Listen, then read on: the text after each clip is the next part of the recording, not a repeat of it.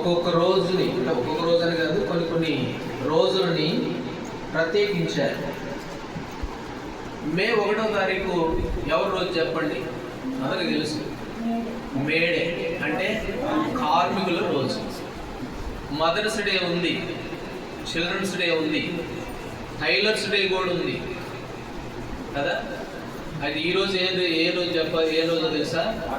Fathers day అంటే తండ్రుల ఆ దినం. అంటే తండ్రులను జ్ఞాపకం చేసుకొని వాళ్ళు చేసిన గొప్పతనాలను జ్ఞాపకం చేసుకునే రోజు. అందుకని చివరి 2 పాటలు తండ్రిని గురించినటువంటి ప్రేమను మనం చూసాం. తండ్రి తన కుమారుల జాడి పడినట్లుగా ఆయన ప్రేమ కలిగిన వాడు. కాబట్టి మన పరలోకపు తండ్రి, మన భౌతికమైన తండ్రులను జ్ఞాపకం చేసుకోవడం మంచిదే. అయితే అంతకంటే తండ్రులందరికీ గొప్ప తండ్రి అయిన మన పరలోకపు తండ్రిని, ఆయన ప్రేమను ఈ ఉదయకాల సమయంలో మనం ఆరాధన కొరకై మరి ప్రభువుని గురించి కొన్ని విషయాలు ధ్యానించే వారంగా ఉంటాం. యెషయా గ్రంథము 64వ అధ్యాయం. యెషయా గ్రంథం 64వ అధ్యాయము 8వ వచనాన్ని మనము ప్రార్థనాపూర్వకంగా ధ్యానించే వారంగా ఉంటాం. యెషయా గ్రంథం 64:8వ వచనము అందరము కలిసి చదువుకుంటాం. అందరము కలిసి మీ బైబిల్ తీయండి.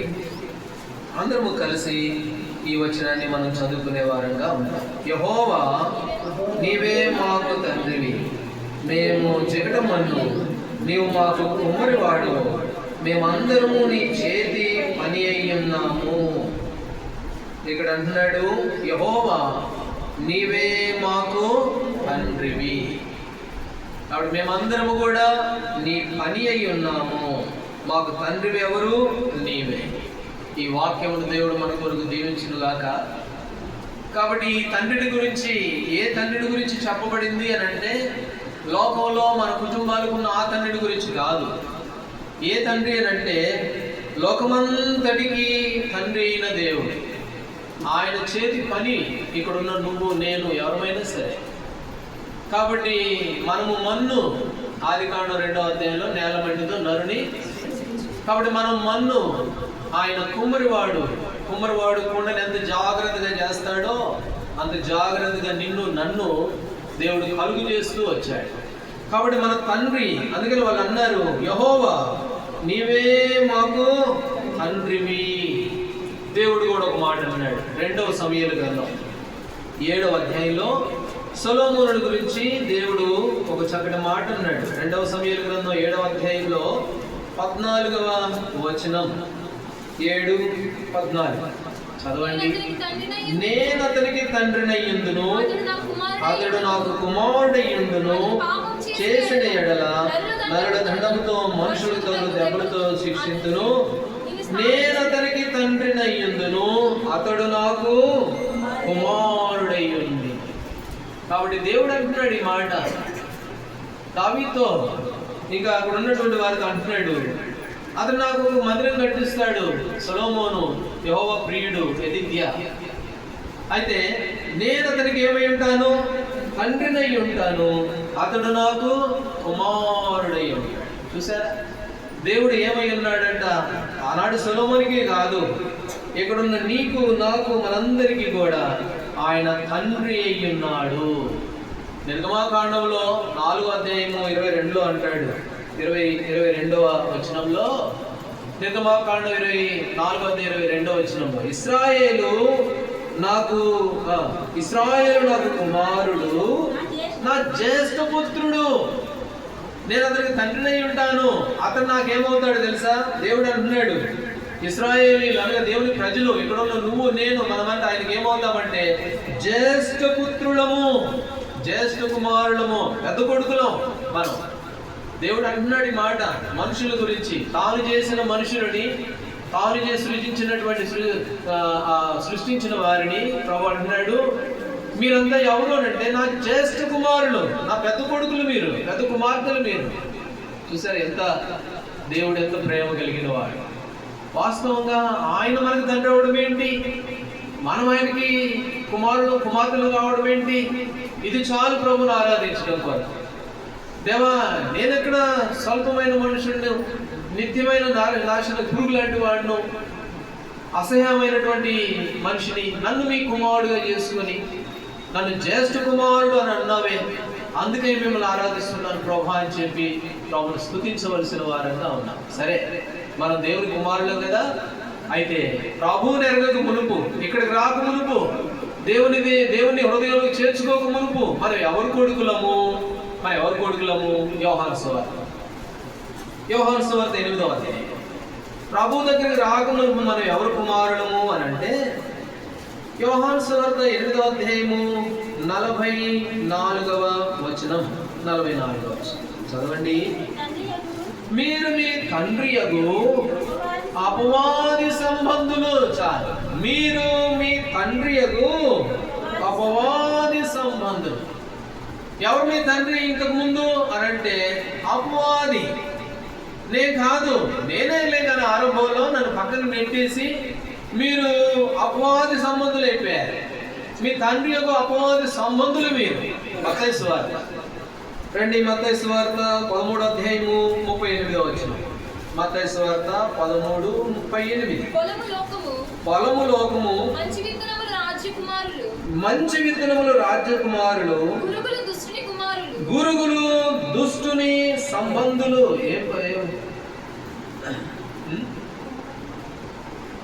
అదేం బైబిల్ ఒకసారి చూసుకోండి. 38వ వచనం. పొలము లోకము మంచి విత్తనాలు రాజ్య సంబంధులు. అక్కడేమంది? రాజకుమారులు అనుందా? రాజ్య సంబంధులు. ఆ తర్వాత గురుగులు దుష్టుని సంబంధులు. ఇప్పుడు వచ్చే కొత్త బైబిల్తో వచ్చిన తిప్పలు ఇవే. ఈ కంప్యూటర్ ప్రింట్ ఇక్కడ ఒక పదం ఉంటుంది, అక్కడ ఒక పదం ఉంటుంది. బైబిల్ తప్పని కాదు, ఈ పదాలు వేరు. గురుగులు ఎవరంట?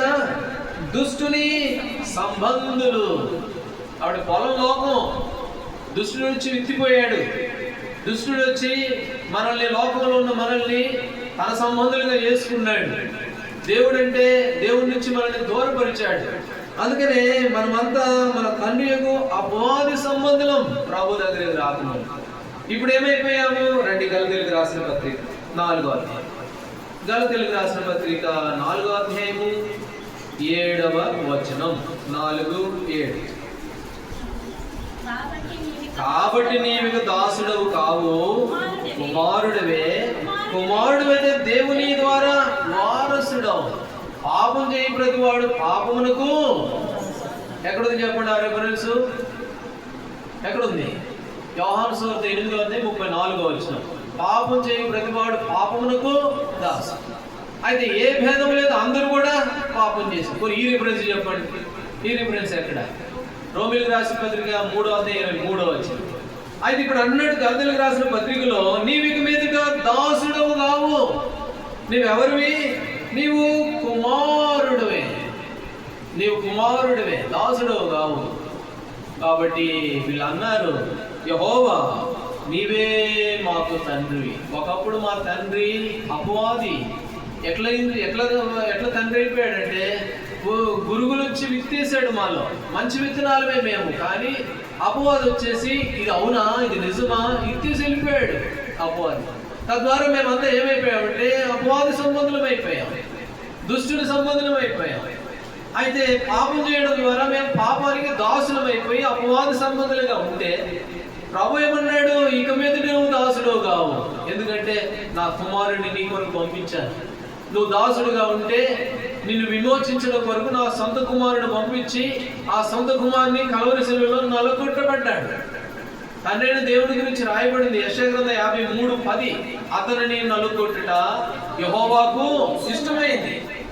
కుమారుని నలగొట్టడానికి ఇష్టమైంది. అలా నలగొట్టడం ద్వారా ఇప్పుడు మనం దాసులం కాము, ఏమైపోయామట? వారసులము. ద్వితీయోపదేశకాండం 32వ అధ్యాయము. 32వ అధ్యాయము 6వ వచనం. 32:6 చదవండి. 32:6. బుద్ధి లేని అవివేక జనమా, ఇట్లు యెహోవాకు ప్రతీకారం చేయదురా. ఆయన నిన్ను సృష్టించిన తండ్రిగాడా, ఆయనే నిన్ను పుట్టించి స్థాపించెను. ఆయన నిన్ను పుట్టించిన తండ్రి గాడా.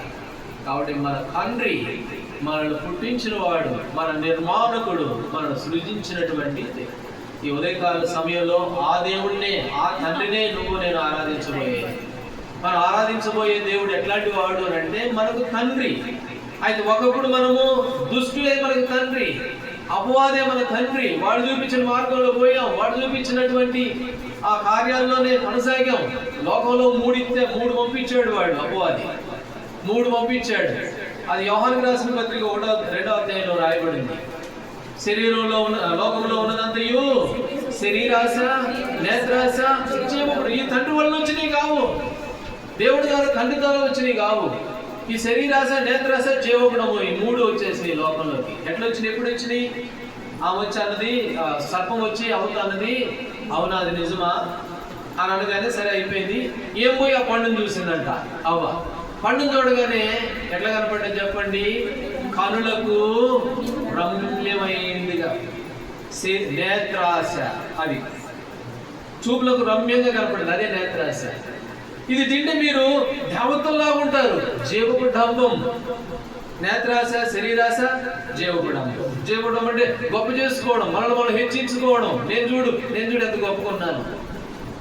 ఆ తర్వాత శరీరాశ, నేత్రాశ, శరీరాశ ఆహారంలో మంచిదిగా చూసిందంట, తింటే బాగుంటుంది. ఈ 3 తండ్రి వల్ల వచ్చినాయి. తద్వారా మనమంతా అపవాది సంబంధం, అపవాది కుమారుడు కుమార్తెలుగా ఉన్న మనల్ని ప్రభువైన యేసుక్రీస్తు వారు, నీవు దాసుడవు కావు, నేను నీకు తండ్రిని, నిన్ను సృష్టించిన వాడు, నిన్ను పుట్టించిన వాడు. కాబట్టి ఆయన మనకేమై ఉన్నాడంటే మొదటి తలంపులో తండ్రి అయి ఉన్నాడు. ఆ తండ్రి అయిన దేవుణ్ణి ఈ ఉదయకాల సమయంలో మనము ఆరాధించి ప్రభును స్తుతించవలసిన వారంగా ఉన్నాం. ఏమేమి ఆరాధించాలి అంటే, ప్రభా, ఒకప్పుడు నా జీవితంలో నేను అపవాదికి సంబంధిని, నేను అపవాది కుమారుడను, శరీరాశ, నేత్రాశ, జీవగుణము, ఈ 3 కలిగిన వాడనే నేను అపవాది కుమారుడిగా జీవిస్తూ ఉంటే నన్ను దాసత్వం నుంచి విమోచించి నన్ను మీ కొడుకుగా మరలా చేసుకున్నావు. నాకు జ్యేష్ఠ కుమారుడు అని మీరు అన్నారు కదా, అలాగ నన్ను జ్యేష్ఠ కుమారుడుగా, కుమార్తెగా మీరు స్వీకరించారు. మీ ప్రేమ ఎంత గొప్పది అని చెప్పి ఆయన ఆరాధించవలసిన వారంగా మనం ఉన్నాం. ఇప్పుడు 2వ విషయానికి వెళ్తే ఇర్మియా గ్రంథం 31వ అధ్యాయం. ఇర్మియా గ్రంథం 31వ అధ్యాయము 9వ వచనం. ఎలాగ మనం ఆయనకి కుమారులుగా మార్చబడ్డాం అనేది 2వ తలంపుగా చూస్తాం. ఇర్మియా గ్రంథం 31వ అధ్యాయం 9వ వచనం చదువు. వారు ఏడ్చుచూ వచ్చెదరు, వారు నన్ను ప్రార్థించుచుండగా నేను వారిని నడిపించుదును. వారు రొట్టెలుగుండా చక్కగా బాటను నీళ్ళ కాలువ యొక్క వారిని నడిపించును. ఇశ్రాయేలునకు నేను తండ్రిని గానా, ఎఫ్రాయిము నా జ్యేష్ఠ కుమారుడు కాడా. ఇశ్రాయేలునకు నేను తండ్రిని గానా, ఎఫ్రాయిము నా జ్యేష్ఠ కుమారుడు కాడా. మరలా తండ్రి అనే మాట ఈ భాగంలో 2వ తలంపుగా మనం చూస్తాం. అయితే ప్రభు అంటున్నాడు, నేను తండ్రిని గానా, అతను నా కొడుకు కాడా. ఎట్లయ్యాడు ఆయన కొడుకు, ఎట్లయ్యాడు దేవుడి తండ్రి అని అంటే, ఈనాడు ఇక్కడ ఉన్న మనల్ని, మనం కూడా ఆయన జ్యేష్ఠ కుమారులమే, ఆయన బిడ్డలమే, ఆయన కుమారులమే, ఆయన కుమార్తెలమే. ఎట్లయ్యాం మనం ఆయన కుమారులు? ఎట్లా జరిగింది ఈ కార్యం?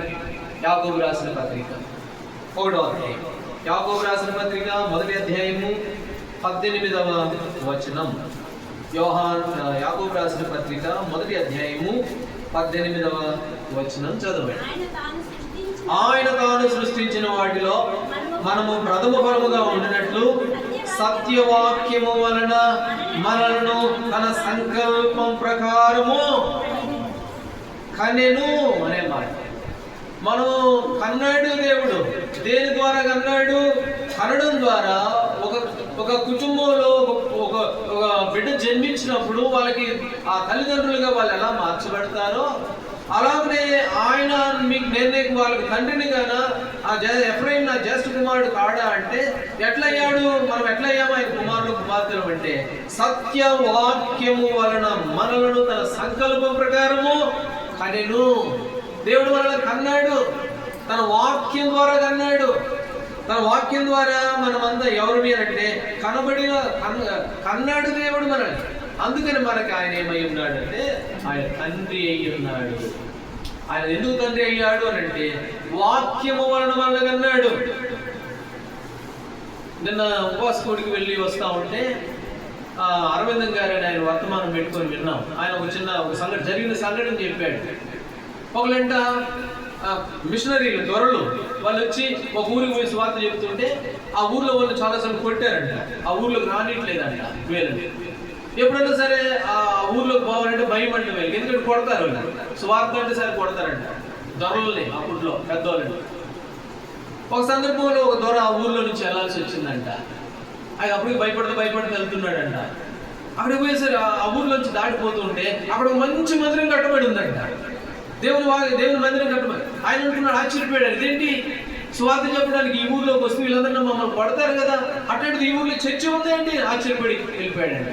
అక్కడ వాళ్ళు పిలిచి అడిగాడంట, ఏంటి ఎట్లా అంటే వాళ్ళు కూడా, అయ్యా నువ్వు వచ్చావా, నువ్వు రావాలి, మా ఊరికి రావాలి, మా ఊరిలో ప్రార్థన చేయాలి, వాక్యం చెప్పాలి నేను దొరనంటే ఆయనకు ఆశ్చర్యం వేసి, మీరు పడతారు కదా, బైబిల్ చెప్పేస్తారు కదా అని అంటే, లేదు మా ఊరంతా మారిపోయిందండి. ఎట్లా మారిందయ్యా అని అన్నాడంట. అప్పుడు చెప్పాడంట, ఆ దొర దగ్గర ఒకడు పనోడు ఉన్నాడంట. ఆ పనోడు ఏం చేసేవాడంటే డ్రైనేజీలు ఎత్తేసేవాడంట, మురికి పనులు చేసేవాడంట. ఈయనేమో దొర చాలా పెద్ద ఆయన. ఒకరోజు కోపం వచ్చి ఆ డ్రైనేజీలు ఎత్తేసి ఆయన తన్నాడంట. తన్నేసరికి ఆయన కొట్టాడంట, బాగా కొట్టి ఇంటికి వెళ్ళి పడుకున్నాడంట. ఈ దొరకు ఇంకా నిద్ర రావట్లా. రాత్రి 2 నిద్ర పట్టట్లేదంట. ప్రార్థన చేసుకుంటే ప్రార్థన రావట్లేదంట. అప్పుడు మళ్ళీ ఆ పని ఆయన పిలిపించయ్యా, నన్ను దయతో క్షమించు, నిన్ను కొట్టే అధికారం నాకు లేదంటే ఆయన అన్నాడంటే, లేదండి మీరు దొరలో అవసరమైతే సంపూర్ణ కూడా చంపేయచ్చు, మేము అడగడానికి కూడా లేదు నా ప్రభు నన్ను హెచ్చరిస్తున్నాడు, నన్ను క్షమించు అన్నాడంటే వెళ్ళిపోయాడు. ఇంకంతే ఈ మనుషుడు వెళ్ళిపోయాడు. అరే ఒక దొర వచ్చి నాకు క్షమాపణ పొందాడు, ఏం జరిగింది ఏంటని అప్పుడు ప్రభు గురించి తెలుసుకోవడం మొదలుపెట్టాడు. అతను రక్షింపబడ్డాడు. అతను పోయి వాళ్ళ ఊర్లో పోయి వాళ్ళ అమ్మ వాళ్ళకి వాళ్ళ నాయన వాళ్ళకి బంధువులందరూ సువార్త చెప్పేశాడు. అందరూ మార్చబడ్డాడు. కాబట్టి వాక్యము వలన కనబడిన వారు ఎవరో ఒకరు ఈనాడు ఇక్కడ ఉన్న నీకు నాకు వాక్యం చెప్పారు, దైవ సేవకులు వాక్యం చెప్పారు, దేవుడు దర్శించాడు. ఈ వాక్యం ద్వారా మనమంతా ఏమైపోయాము అంటే కనబడిన వారు. అందుకని ఆయన మనకి ఏమై ఉన్నాడు, తండ్రి. తన సంకల్పం ప్రకారం మనల్ని అన్నాడు. రండి ఇంకో మాట చదువుతాం. యోహాను సువార్త 1వ అధ్యాయము 13వ వచనం. యోహాను సువార్త 1వ అధ్యాయము 13వ వచనం. వారు దేవుని వలన పుట్టిన వారే గాని రక్తము వలనైనను శరీరేచ్ఛ వలనైనను మనసేచ్ఛ వలనైనను పుట్టినవారు కారు. వారు దేవుని వలన పుట్టినవారు. ఇక్కడున్న నువ్వు నేను దేవుని వలన పుట్టినవారు. అందుకని ఆయన మనకు తండ్రి, మనల్ని కన్నాడు, మనం ఆయన బిడ్డలు. మనం ఆయన బిడ్డలు ఎట్లా అయ్యాము అంటే సత్యవాక్యము వలన మనల్ని అన్నాడు. వారు దేవుని వలన పుట్టినవారు. రోమిలికి రాసిన పత్రిక 8వ అధ్యాయం. రోమిలికి రాసిన పత్రిక 8వ అధ్యాయము 17వ వచనం. మనము పిల్లలమైతే వారసులము, అనగా దేవుని వారసులము, క్రీస్తుతో కూడా మహిమ పొందుటకు ఆయనతో శ్రమల వల్ల క్రీస్తు తోడి వారసులము. మనం ఎవరమంట? ఆయన వారసులం. కాబట్టి ప్రభా నీవు నన్ను కన్నావు, నీవు వాక్యము వలన నన్ను కన్నావు, నీ వాక్యం ద్వారా నన్ను దర్శించావు. నేను మీ బిడ్డనైపోయాను. ఇప్పుడు నేను మీ బిడ్డనే. సృష్టికర్త మీకు నేను బిడ్డనవడం ఏంటి? చెప్పుకుంటాంగా మనం, చెప్పుకుంటాంగా. ఏమని చెప్పుకుంటాం? ఒక ఆయన వచ్చాడు, ఇంతకుముందు వచ్చేవాడు, ఇప్పుడు రావట్లే.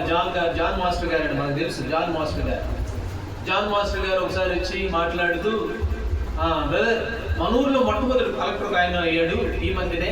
కుర్రోడు కలెక్టర్, కరిగిరి నుంచి కలెక్టర్గా అయ్యాడు ఆయనే మొట్టమొదటి చరిత్రలో. ఆయన ఎవరు? మా బంధువే, మా మేనల్లుడే, మా సమీపమే. ఇక ఎంత గొప్పగా చెబుతాడు. ఎవరంటే మా కలెక్టర్ అండి, మావాడేనండి, మా సమీపం అండి, మా చుట్టమండి. ఏదైనా గొప్ప జరిగితే అలాగే మనం కూడా చెప్పుకున్నాం. కాబట్టి మనం ఇప్పుడు ఎవరు కొడుకులు అంటే సృష్టికర్త కుమారుడు. గొప్పగా చెప్పుకోవాలి. నువ్వెవరివి? నేను ఫలానా ఆయన కొడుకుని, ఫలానా కలెక్టర్కి మాకు తెలుసని ఎట్లా అంటామో, ఆ మంది మాకు తెలుసని ఎట్లా అంటామో అందుకంటే గొప్పగా మనం ఎవరు అంటే మన దేవుని క్రీస్తు తోడి వారసులం. మనం దేవుని వారసులం, దేవుని బిడ్డలం. ఈ ఆధిక్యత దేవుడు మనకి ఇచ్చాడు. అందుకనే ఓ ఇశ్రాయేలు నీ భాగ్యము ఎంత గొప్పది. అది చాలా మందికి తెలియట్లా. ఎంత గొప్పలమో చాలా మందికి తెలియట్లా. కాబట్టి మనము దేవుడు మనల్ని తన వాక్యం ద్వారా కన్నాడు, మనకు తండ్రి. ఇంకొక మాట కూడా ఉంది, ఇది ఎంతో చక్కటి ఆదరణకరమైన మాట. రండి, కీర్తనల గ్రంథం 68వ అధ్యాయం. కీర్తనల గ్రంథం 68వ అధ్యాయము 5వ వచనం. 68 5వ వచనము తీయండి, మీ బైబిల్ చదువుతాం. 60 కీర్తనల గ్రంథం 68 5. తన పరిశుద్ధ ఆలయమందుండి దేవుడు తండ్రి లేని వారికి తండ్రియు విధరాడుకు న్యాయకర్తనై ఉన్నాడు. తండ్రి లేని వారికి ఆయన ఎవరట? తండ్రి. తండ్రి లేని వారికి ఆయన తండ్రి. లోకంలో గొప్ప తండ్రి, లోకంలో ఉన్న అందరికంటే గొప్ప తండ్రి. ఎందుకు ఆయన గొప్ప తండ్రి అంటే, ఇదే కీర్తనల గ్రంథం 27వ అధ్యాయం 10వ వచనంలో మాట ఉంది. 27వ అధ్యాయం కీర్తనల గ్రంథం 10వ వచనం ఏమనుంది? నా తల్లిదండ్రులు నన్ను విడిచినను, అందుకు ఆయన గొప్ప తండ్రి. మన తండ్రుల కంటే, మన తల్లిదండ్రుల కంటే ఎందుకు ఆయన గొప్పవాడు అని అంటే, లోకంలో మన తల్లిదండ్రులు మనం విడిచిపెట్టడం అంటే పాపం వచ్చి విడిచిపెట్టడం కాదు. ఒకవేళ కొంతమంది పాపంతో కూడా విడిచిపెట్టేవాళ్ళు, వాళ్ళు కొట్టలేదు పోండి అని అంటే వాళ్ళు కూడా ఉంటారు పాపం. అంతేకాదు, లోకాన్ని విడిచి వాళ్ళు వెళ్ళిపోతారు మన తల్లిదండ్రులు ముసలోళ్ళు అయిపోయిన తర్వాత. అయితే తండ్రి లేని వారికి ఆయన ఎవరట? ఎల్లప్పుడూ ఉండే తండ్రి.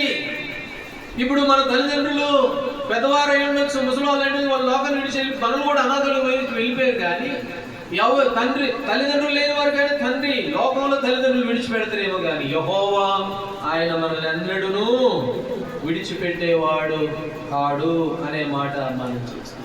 కాబట్టి ఇలాంటి గొప్ప తండ్రిని మనము కలిగి ఉన్నాము. అది మనం కృతజ్ఞత కలిగి ప్రభువును ఆరాధించవలసిన వారంగా. ఇదే యెషయా గ్రంథము 66వ అధ్యాయంలో కూడా ఒక మాట ఉంది, చదువుతాం రండి. 13వ వచనం. ఒకరి తల్లి వారిని ఆదరించినట్లుగా నేను వారిని. కాబట్టి తల్లి కంటే ఎక్కువగా, తండ్రి కంటే ఎక్కువగా ఆయన ఆదరించేవాడు, మనల్ని బలపరిచేవాడు. ఇంకొక మాట రండి, మలాకీ గ్రంథం 3వ అధ్యాయంలో ఆ మాట ఉంటుంది. మలాకీ గ్రంథం 3వ అధ్యాయంలో 3వ అధ్యాయం 17వ వచనం. 3:17. నేను నియమింపబో దినము రాగా వారు నా వారై నా స్వకీయ సంబంధమై ఉందురు. చదవండి. తండ్రి తను సేవించు కుమారుని కనుకరించినట్లు నేను వారిని కనుకరించునని అధిపతి యెహోవా సెలవించుచున్నాడు. ఒక తండ్రి తన కొడుకుని కనికరించినట్లుగా, తండ్రి కొడుకుని కనికరించినట్లుగా నేనేం చేస్తాను? వారిని కనికరిస్తాను. ఒక తండ్రి కొడుకుని కనికరించిన సందర్భం బైబిల్లో ఉంది, చెప్పండి ఎక్కడుంది? ఏ సందర్భంలో తండ్రి కొడుకుని కనికరించాడు? మలాకీ 3:17లో ఉంది కదా, తండ్రి తన కుమారుని కనికరించినట్లుగా నేను వారిని కనికరిస్తాను. బైబిల్ క్విజ్ కాదు ఇది. కొన్నిసార్లు కొన్ని వాక్యాలు మీకు గుర్తుండాలని, సందర్భాలు గుర్తుకు రావాలని మిమ్మల్ని అలా ప్రశ్నిస్తున్నాను. ఒక తండ్రి కొడుకుని కనికరించాడు. ఎవరు? లూకాసు వార్త 15:20. వాడింకా దూరంగా ఉన్నప్పుడే తండ్రి వాని మెడ మీద పడి ముద్దు పెట్టుకొనెను. కాబట్టి జాగ్రత్త, దేవుడు వాక్యాన్ని వినండి. కాబట్టి ఒక తండ్రి తన కుమారుడిని కనికరించినట్లుగా నేనేం చేస్తానన్నాడు? కనికరిస్తాను. తప్పిపోయిన కుమారుణ్ణి తండ్రి కనికరించినట్లుగా ఈనాడు దేవుడు మనల్ని కని సమకూర్చుకొని ఆయన మనల్ని కనికరిస్తూ ఉన్నాడు. 103వ కీర్తన, కీర్తన గ్రంథం 103వ అధ్యాయము 13వ వచనం. 103:13. తండ్రి తన కుమారుని ఎడల జాలిపడినట్లు తన యందు భయభక్తులు గల వారి ఎడల జాలిపడును. ఇదే ఇందాక మనం పాడుకున్నాం. ఏమని పాడుకున్నాం? తండ్రి తన కుమారుల ఎడల, తండ్రి తన కుమారుల ఎడల జాలిపడునట్లు యెహోవా జాలిపడునట్లు. కాబట్టి తండ్రి తన కుమారుల ఎడల జాలిపడినట్లుగా ఆయన జాలిపడే దేవుడు. ఓ నిజంగా మనం ఎంత ఆశీర్వాదములకు పిలువబడిన వారము అని. తండ్రి మనలో జాలిపడి మన యందు కనికరం ఉంచి మనల్ని ప్రేమించినటువంటి దేవుడు. అలాంటి దేవుని ఈ ఉదయకాల సమయంలో నువ్వు నేను కలిగి ఉండడం ఇది ఎంతో గొప్ప భాగ్యము అని. అందుకనే మన ప్రభువును మనం ఆరాధించి స్తుతించవలసిన వారంగా ఉన్నాం. ఇప్పుడు 2 విషయాలు చెప్పాను. ఈరోజు ఫాదర్స్ డే, తండ్రుల్ని జ్ఞాపకం చేసుకునే దినం. మా నాయన ఏం చేశాడు, మా అమ్మ ఏం చేసిన తల్లిదండ్రుల్ని గుర్తు చేసుకుంటాం కదా. అలాగే వారికి ఒక ప్రత్యేకమైన దినం పెట్టి అంటే అట్లానే ఇంటికి పోయి పూజలు చేయమని కాదు, ఇది పండగలాగా ఆచరించమని కాదు, జ్ఞాపకం చేసుకోవడం వారికి ఒక ప్రత్యేకమైన రోజుగా అట్లా కేటాయించారు. అయితే ఈ దినము మన పరలోకపు తండ్రిని మనం జ్ఞాపకం చేసుకుంటున్నాం. ఆయన ఎట్లా మనకి తండ్రి అయ్యాడు అని అంటే ఆయన మనల్ని జ్యేష్ఠ కుమారుడుగా చేసుకున్నాడు. ఆయన జ్యేష్ఠ కుమారులుగా పుత్రులుగా మార్చబడ్డాం. ఆయన తన వాక్యం వల్ల మనల్ని కన్నాడు. ఆయన మనకు తండ్రి. అందుకని దేవా, నేను మీ కుమారుడిగా కుమార్తెగా నన్ను చేసుకున్నామని చెప్పి మిమ్మల్ని ఆరాధిస్తున్నాను అని ప్రభువును మనం ఆరాధించవలసిన వారంగా ఉన్నాం. సరే, 3వ విషయానికి వెళ్తే యెషయా గ్రంథం 63వ అధ్యాయం. యెషయా గ్రంథం 63వ అధ్యాయము 16వ వచనం. చదవండి. మాకు తండ్రివి నీవే, అబ్రహాము మమ్మ ఎరుగుపోయిను, ఇశ్రాయేలు మమ్మల్ని అంగీకరించకపోయినను, యెహోవా నీవే మా తండ్రివి. చాలు. యెహోవా నీవే మా తండ్రివి, మాకు తండ్రివి నీవే. మరలా తండ్రి అనే ఈ మాట మనం చూస్తూ ఉన్నాం. కాబట్టి మన తండ్రి ఆయన. ఈ భాగంలో 3వదిగా మనం గమనిస్తే యెహోవా నీవే నాకు తండ్రివి. రండి ఒక మాట చదువుతాం. ద్వితీయోపదేశకాండం 32వ అధ్యాయం. పొరపాటు మీద నాదా? నేనే ఎక్కువ ప్రార్థన చేసుకోలేదా, లేకపోతే మీరు ఎక్కువ ప్రార్థన చేసుకోలేదా? దేవుని మందిరంలోకి రాగానే అటు ఇటు తోలుతూ ఉంటే ఎట్లా? రండి 32వ అధ్యాయము ద్వితీయోపదేశకాండం చదువుతాం. 15వ వచనం. చదవండి. యెషూరును క్రొవ్వినవాడై కాలు జాడించెను, నీవు కొవ్వు బలిసి మందుడు అయితివి. వాడు తను పుట్టించిన దేవుని విడిచెను, తన రక్షణ శైలను తృణీక. ఇక్కడ ఈ యెషూరుని గురించి లేక ఇశ్రాయేలు గురించి, దేవుని ప్రజల గురించి దేవుడు అన్నాడు మాట. ఏమన్నాడు? ఇది చాలా కొంచెం కఠినంగా ఉంది ఈ పదం. ఏమన్నాడు? ఓ మందుడైపోయాడు, కొవ్వు బలిసిపోయిన మందుడైపోయాడు. ఎందుకు ఆ మాట అన్నాడు అంటే, ఎందుకన్నాడు? వాడు తను పుట్టించిన దేవుని మరిచిపోయిన వాడు. తాను పుట్టించిన దేవుని మర్చిపోయాడు. 18వ వచనం కూడా చదవండి. 18వ వచనం. నిన్ను పుట్టించిన ఆశ్రయ దుర్గమును విసర్జించినవి, నిన్ను కనిన దేవుని మరిచితివి. నిన్ను కనిన దేవుని నీవు మరిచావు. కొవ్వు బట్టి మందుడైపోయాడు యెషూరును. ఏ కారణం అనంటే తన తండ్రి అయిన దేవుని మర్చిపోయాడు. ఒకప్పుడు మన జీవితంలో మనం కూడా ఎన్నోసార్లు మర్చిపోయిన వారు. మనం అపవాది సంబంధులుగా ఉంటే మనల్ని తీసుకెళ్ళిపోయి జ్యేష్ఠపుత్రుడిగా చేసుకున్నాడు. రెండోది, ఎట్లా జ్యేష్ఠపుత్రుడు అయ్యామంటే తన సత్యవాక్యం వల్ల మనల్ని కన్నాడు. అయితే ఏమైపోయాడు ఒకప్పుడు తన జీవితం అంటే మర్చిపోయాడు. ఎన్నిసార్లు మర్చిపోయాడు? మర్చిపోయాడంటే యెషూరుని ఆయన గురించి కాదు, మనమే. ఆ యెషూరుని మనమే, మర్చిపోయింది కూడా మనమే, మందులమైంది కూడా మనమే. అయితే ఎన్నిసార్లు మర్చిపోయాం? ఇర్మియా గ్రంథం 2వ అధ్యాయం 32వ వచనం. అదొక పాట కూడా ఉంది. కన్యక తన ఆభరణములు మరచున, నా పెళ్లి కుమారి తన వడ్డారములు మరచున, నా ప్రజలు లెక్కలేనన్ని మార్లు.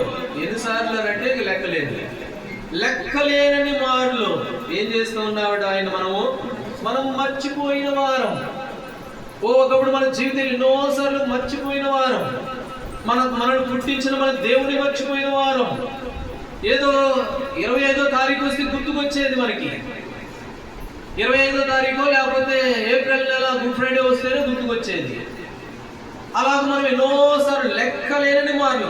ఓ కన్యక తన ఆభరణాలు మరుస్తుందా? పెళ్లి కుమార్తె తన వడ్డానాన్ని మర్చిపోదు కదా. మీరైతే లెక్కలేనన్ని సార్లు మర్చిపోయారు.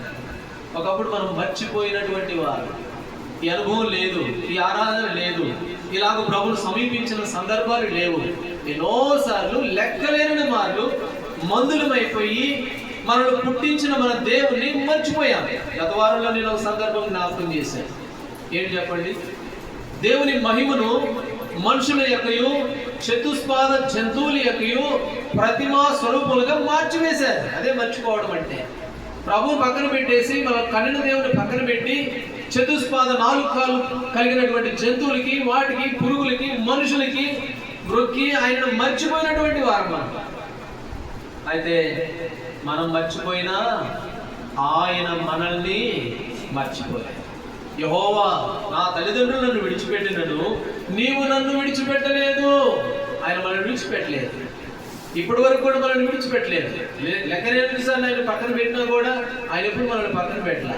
అందుకని ద్వితీయోపదేశకాండం మనం చదువుకున్నాం. ఇశ్రాయేలుకి నేను తండ్రిని గానా, ఎఫ్రాయిముకి నేను తండ్రిని గానా, నా జ్యేష్ఠ కుమారుడు గాడా. కాబట్టి మన తండ్రి ఆ దేవుడిని కలిగి ఉన్నాం. అందుకని మూడోదిగా ఒకసారి జ్ఞాపకం చేసుకుని ఆరాధించాలి. ప్రభువా, నేను ఎన్నోసార్లు మిమ్మల్ని మర్చిపోయానయ్యా, నీవు మాత్రం నన్ను ఎప్పుడూ మర్చిపోలేదు. మీరు ఎంత ప్రేమ కలిగిన దేవుడు అంటే, దేవుడు తన వారిని ప్రేమించాడు. యోహాను సువార్త 13వ అధ్యాయంలో ఎప్పుడు దాకా ప్రేమించాడు? అంతము వరకు ప్రేమించాడు. ఆయన ప్రేమకు 3:16 అంటాడు, దేవుడు లోకమును ఎంతో తెలియదు ఎంతో ప్రేమించాడు. కాబట్టి అలాంటి ప్రేమను పొందుకున్న నువ్వు నేను మౌనంగా ఉండలేను. దేవుడు ఇలాంటి ప్రేమను పొందుకొని మన నుంచి ఏం కోరుకుంటున్నాడంటే, ఒక 10 రూపాయలు పెట్టి కొబ్బరికాయ తెమ్మలేదు, లేకపోతే అగరబత్తీలు తెమ్మలేదు, లేకపోతే 4 పూలు తేయలేదు. ఏం కోరుతున్నాడు? విరిగి నలిగిన హృదయం నాకు ఇష్టమైన బలి, అదే అర్పించు నాకు అంటున్నాడు. అది విరిగి నలిగిన హృదయం బలి ఎక్కడి నుండి తీసుకొస్తామండి అని అంటే, కాబట్టి చెప్పబడిన వాక్యం ద్వారా వెరగొట్టబడి నలగొట్టబడి నిజమే ప్రభావ కాబట్టి నా జీవితం నేను మర్చిపోయాను, ఇదే విరిగిపోవడం. రాజుగాడికి పోయి రాజా ఒక ఆయనకి 100 గొర్రెలు ఉన్నాయి, ఇంకొకటి ఒకటే గొర్రె ఉంది. వాళ్ళ ఇంటికి చుట్టాలు వచ్చాడు. ఈ 100 గొర్రెలు ఉన్నాయి ఇంటికి చుట్టం వస్తే, అప్పుడు ఈ 100 గొర్రెలు ఉన్నాయని ఏం చేశాడో తెలుసా? గుర్తుకొచ్చిందా సందర్భం? జ్ఞాపకానికి వచ్చిందా? ఆయన అన్నాడు, ఆ ఒక్క గొర్రెని తీసుకెళ్ళిపోతాడు. ఎవడు తీసుకురాపో, వాడు అందు చూస్తాడంట. నువ్వే అన్నాడు ప్రవక్త. రాజా నువ్వే ఆ పని చేసింది అని అంటే, అప్పుడు వెంటనే దావీదు ఏం చేశాడు తెలుసా? విరిగిపోయాడు, నలిగిపోయాడు, పశ్చాత్తాపడ్డాడు. అది విరిగి నలిగిన హృదయము అని. కాబట్టి ప్రభుకు ఆ విరిగి నలిగిన హృదయం అవసరం. అది చాలా శ్రేష్టమైనది. ఆరాధించే సమయంలో ప్రభువు తిరుగుతూ ఉంటాడు, మనల్ని వ్యక్తిగతంగా మనల్ని దర్శిస్తూ ఉంటాడు. మనం ఇచ్చే ఆరాధన ఆయనకు ఎంతో అంగీకారం, ఆయనకు ఎంతో తృప్తినిచ్చేది. అందుకని విరిగి నలిగిన బలిని ఆయన అలక్ష్యము ఉంది కదా వాక్యం అన్నమాట. ఆ విధంగా మన ప్రభువుని ఆయన చేసిన మేలుని జ్ఞాపకం చేసుకునేవారంట. కాబట్టి నిన్ను కనిన దేవుని నీవేం చేశావు? మర్చితివి. రండి లూకాసు వార్త 15వ అధ్యాయం. లూకాసు వార్త 15వ అధ్యాయము 32. 15వ అధ్యాయం 32 వచ్చిన చదవండి. 15:32 చదువు. మనము సంతోషపడి ఆనందించిన యుక్తమే ఈ నీ తమ్ముడు చనిపోయి తిరిగి బ్రతికేను. చాలు. ఈ నీ తమ్ముడు చనిపోయి తిరిగి బ్రతికేను. చచ్చిపోయాడు. బాగానే ఉన్నాను కదండి, బాగానే చచ్చిపోయాడు. నేను ఏడ తెచ్చాను? బతికుండబట్టే కదా నీ దగ్గరికి వచ్చింది. తప్పిపోయిన కుమారుడు గురించి తండ్రి అంటున్నాడు ఈ మాట. ఏమంటున్నాడు? ఈ తమ్ముడు చచ్చిపోయాడు రా, ఇప్పుడు బతికొచ్చాడు రా అంటే, లేదు సావలేదు, పందులు తినే పట్టు తిందాం అనుకున్నాను కానీ కుదరలేదు, నేను బతికే ఉన్నా అనల్లా. నిజమే, చచ్చాడు. మనం కూడా ఒకప్పుడు చచ్చిపోయిన వారమే. ఎఫెసీ 2:1 మీరు మీ అపరాధముల చేతను పాపముల చేతను చచ్చిన వారై. నేను బతికే ఉన్నా కదండి, నేను ఎప్పుడు చచ్చాను? ఆదికాండం 2వ అధ్యాయం. ఈ పండును తిన్నావంటే నిశ్చయముగా జీవించేస్తావు. ఆ రోజే చచ్చిపోయాం. పాపముల ద్వారా అపరాధముల ద్వారా చచ్చినటువంటి వారం. తిమోతికి రాసిన మొదటి పత్రిక, తిమోతికి రాసిన మొదటి పత్రిక 5వ అధ్యాయం 6వ వచనం. మొదటి తిమోతి 5:6 చదవండి. సుఖభోగములు యందు ప్రవర్తించినది బ్రతికియుండియు చచ్చినదయ్యుండును. బాగానే ఉన్నామండి, సుఖంగానే ఉన్నాం, క్షేమంగానే ఉన్నాం, అది భౌతికంగా. అది ఆత్మీయంగా ఏమైపోయినా చచ్చినటువంటి వారు. కాబట్టి పాపముల చేత అపరాధముల చేత మనమంతా ఏమైపోయాడంటే చచ్చిన వారం. చచ్చినటువంటి మన కొరకు యోహాను సువార్త 10వ వచనంలో యేసు ప్రభువుని గురించి మాట రాయబడింది. ఏమని రాయబడింది? గొర్రెలకు జీవము కలుగుటకు, అది సమృద్ధిగా కలుగుటకు నేను వచ్చి ఉన్నాను. యేసు ప్రభు వారు 2025 సంవత్సరాల క్రితం లోకానికి వచ్చాడు. ఎందుకు వచ్చాడంటే చచ్చిపోయినటువంటి జీవాన్ని తిరిగి జీవం ఇవ్వడం కొరకు, చనిపోయిన వ్యక్తులకు జీవంతో నింపేందుకు కొరకు, అది సమృద్ధిగా ఇవ్వడం కొరకు యేసు ప్రభు వారు ఈ లోకానికి వచ్చినట్లుగా చూస్తాం. కాబట్టి మూడవదిగా జ్ఞాపకం నిజమే ప్రభువా, ఒకప్పుడు పాపం చేత అపరాధం చేసి చచ్చిన నన్ను బ్రతికించడం కొరకు నీవు ఈ లోకానికి వచ్చావు. లోకానికి వచ్చి ఏం చేశావు అని అంటే కల్వరి శిలువలో గాయపడ్డాడు, కల్వరి శిలువలో శ్రమంతో ఓర్చుకున్నాడు, నీ కొరకు నా కొరకు మౌనం దాల్చాడు. గొర్రె మరి కసాయివాడి దగ్గర ఎట్లా ఉంటుందో అట్లా మౌనం దాల్చాడు. తండ్రి మీరేం చేసినా మీరేం క్షమించు అని అన్నాడు. కొట్టబడ్డాడు, అవమానపరచబడ్డాడు, ఎన్నో వేదనలు పొందుతూ వచ్చాడు. ఎందుకనంటే మనల్ని బ్రతికించేందుకు. మనకు తండ్రి కాబట్టి తండ్రి వలనే మన మీద ప్రేమ చూపాడు. తండ్రి ఎలాగో మనల్ని సహిస్తాడో, మనల్ని భరిస్తాడో, మనల్ని ఓర్చుకుంటాడో, ఎలాగో తండ్రి లోకంలో మన తండ్రి మనల్ని ఎంతగా ప్రేమిస్తాడో అంతకంటే ఎక్కువగా ఆ పరలోకపు తండ్రి నిన్ను నన్ను ప్రేమించాడు. నువ్వు నేను పాపమునకు అమ్మబడి దాసులంగా అపవాద సంబంధులంగా ఉంటే తిరిగి మరలా మనల్ని ఆయన జ్యేష్ఠ కుమారుడుగా చేసుకున్నాడు. మనం అపవాది చేత పాపల ద్వారా చచ్చినటువంటి స్థితిలో ఉంటే తిరిగి మనల్ని జీవాన్ని ఆయన కలుగు చేస్తూ వచ్చాడు. కాబట్టి అమ్మ ఫ్యాన్ రాదులే, ఆగిపోయింది అలా. కాబట్టి దేవుడు మనకు తండ్రి.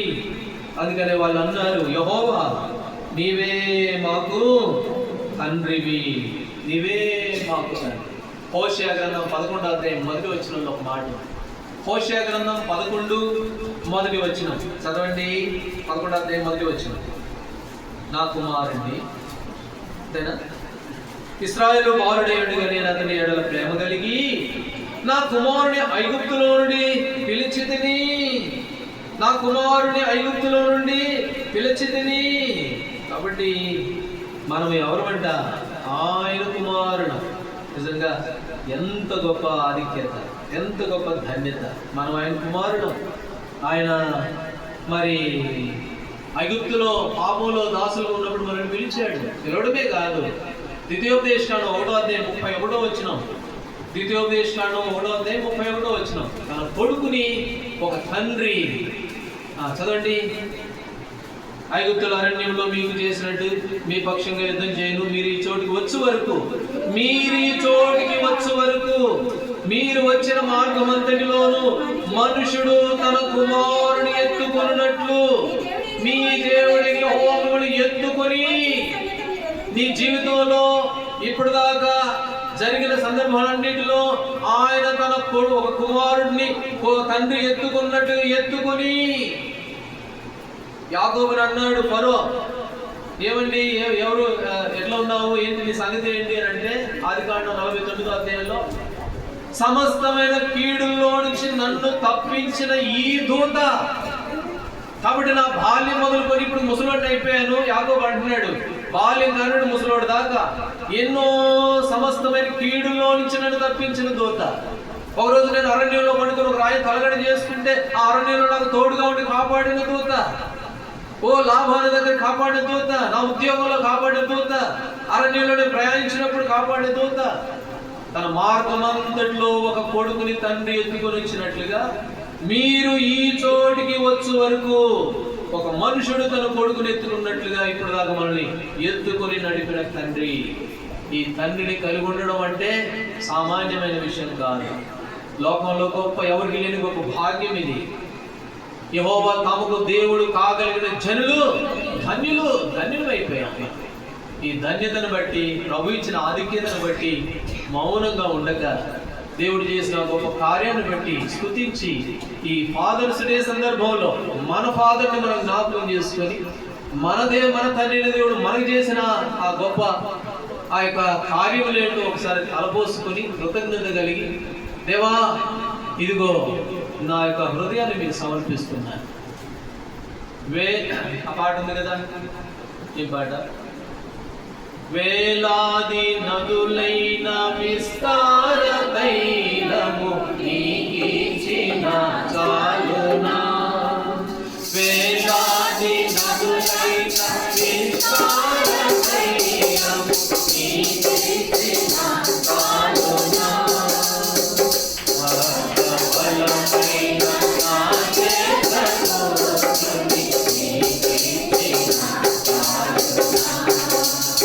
కాబట్టి ఏ విషయం ఆయన రుణాన్ని తీర్చలేము.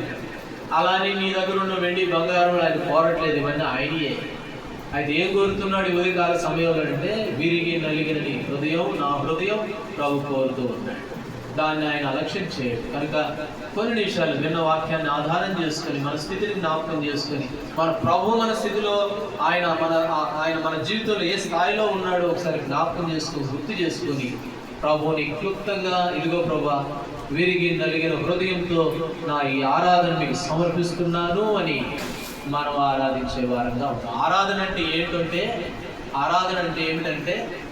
ప్రార్థన అంటే మనం అడుక్కోవడం, విజ్ఞాపన అంటే అందరి కోసం చేయడం, ఆరాధన అంటే ప్రభువుకి ఇవ్వడమే ఆరాధన. అందుకనే మనం ఆ పాట పాడుకున్నాం, వేలాది నదులు తెలుస్తారని దానికి ఇచ్చేదా, నా కొడుకుని ఇచ్చేదా కాదు, ఆయన దానికి ఏమి ఇవ్వాలో హృదయం ఇవ్వాలి. అదే ఇప్పుడు మనం ఇచ్చే ఆరాధన. కాబట్టి ఈ ఆరాధన మనము ఆత్మతో సత్యముతో, ఒక కాలం వస్తుంది అప్పుడు పర్వతాల మీద కాదు, కొండల మీద కాదు, ఆత్మతో సత్యంతో ఆరాధిస్తారు. ఆ ఆత్మ సత్యములతో ఆరాధించే సమయమే ఇది. కనుక కొన్ని నిమిషాలు వాక్యాన్ని మనసులో పెట్టుకున్న వారమై క్లుప్తంగా ఒకరి తర్వాత ఒకరు, ఒక సహోదరుడు ఒక సహోదరి, అలాగే బ్రదర్స్ అయిపోయిన తర్వాత మిగిలిన సిస్టర్స్, ఆరాధించగలిగిన బ్రదర్స్. ఇంకా బ్రదర్స్ అంటే కొంతమంది ఉన్నాం, మేము అందరం చేయాలనుకుంటారేమో. ప్రభుని ఆరాధించే మనసు, అలవాటు కలిగి ఉన్న ఒక సహోదరుడు ఒక సహోదరి, అలాగూ సంఘ క్రమాన్ని అనుసరించి క్లుప్తంగా ప్రభుని ఆరాధించే వారంగా ఉంటాం. దేవుడు ఆ విధంగా మనకు సహాయపడుగా. ఆరాధించండి ఒకరి తర్వాత ఒకరు.